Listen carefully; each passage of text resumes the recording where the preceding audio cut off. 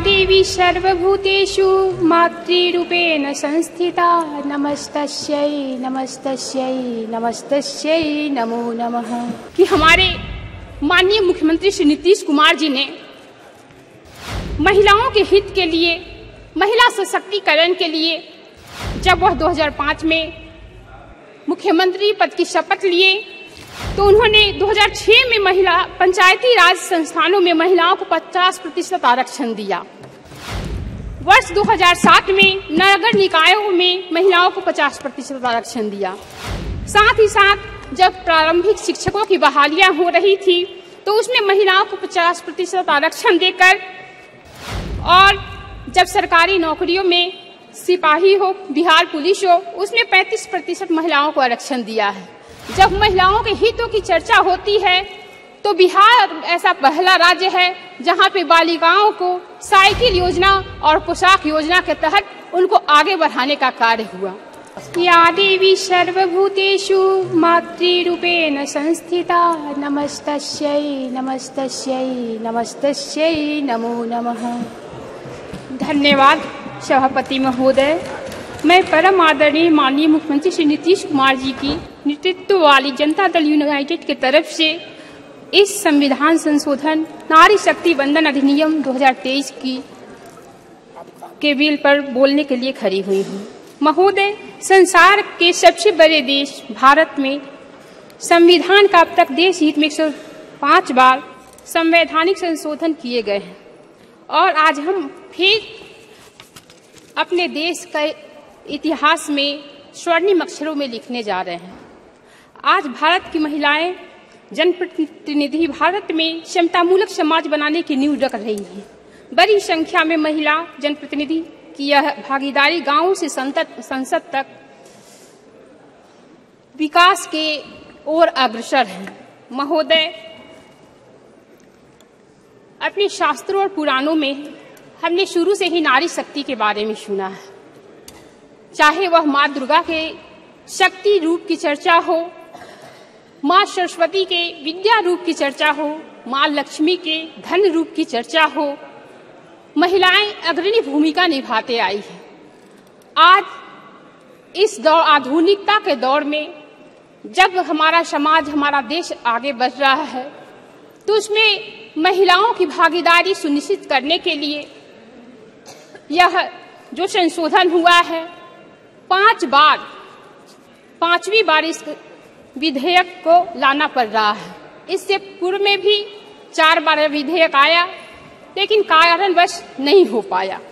आज भारत की सभी महिलाएं संसद की तरफ देख रही हैं कि हम महिलाओं की भागीदारी को कब वह कामयाबी मिलेगी जो बार बार हम लोगों को लोक लुभावने सपने दिखाए जाते हैं, और उसके लिए जो कार्य आज यहाँ हो रहे हैं क्या वह भी होगा कि नहीं होगा। महोदय, मैं कहना चाहूंगी कि हमारे माननीय मुख्यमंत्री श्री नीतीश कुमार जी ने महिलाओं के हित के लिए, महिला सशक्तिकरण के लिए जब वह 2005 में मुख्यमंत्री पद की शपथ लिए तो उन्होंने 2006 में महिला पंचायती राज संस्थानों में महिलाओं को 50% आरक्षण दिया। वर्ष 2007 में नगर निकायों में महिलाओं को 50% आरक्षण दिया। साथ ही साथ जब प्रारंभिक शिक्षकों की बहालियां हो रही थी तो उसमें महिलाओं को 50% आरक्षण देकर, और जब सरकारी नौकरियों में सिपाही हो, बिहार पुलिस हो, उसमें 35% महिलाओं को आरक्षण दिया है।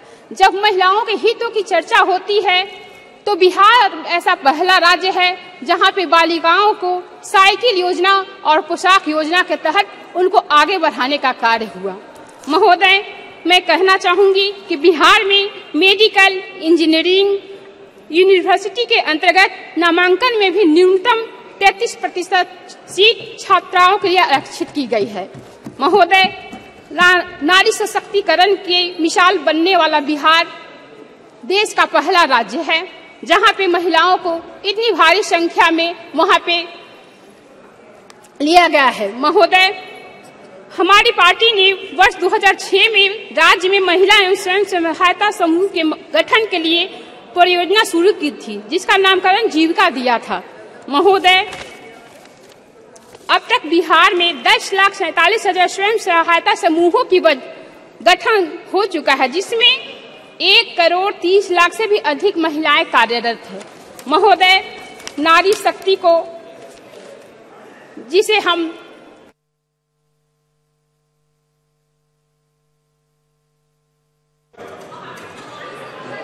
नहीं, माइक ऑन कीजिए। बंद हो जा रहा है महोदय।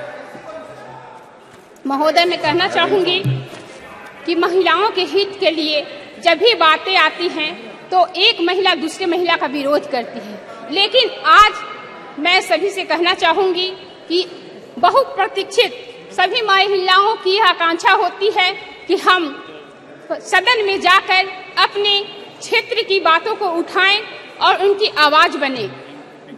महोदय, माननीय मुख्यमंत्री श्री नीतीश कुमार जी ने हमें 2 बार विधानसभा का सदस्य क्षेत्र की जनता के आशीर्वाद से बनी, और जब 2019 में लोकसभा का चुनाव हो रहा था तो सिवान लोकसभा क्षेत्र की सम्मानित जनता जनार्दन के आशीर्वाद से मैं अपनी आवाज को आप सभी के बीच में सम्मुख रख रही हूँ। महोदय, मैं इस आशा और विश्वास के साथ इस महिला बिल का समर्थन करती हूँ अपनी पार्टी की तरफ से कि ये महिलाओं के हित के लिए जो बातें हैं सिर्फ कागजों में नहीं न रहे, उन्हें धरातल पर भी उठाया जाए। बहुत बहुत धन्यवाद।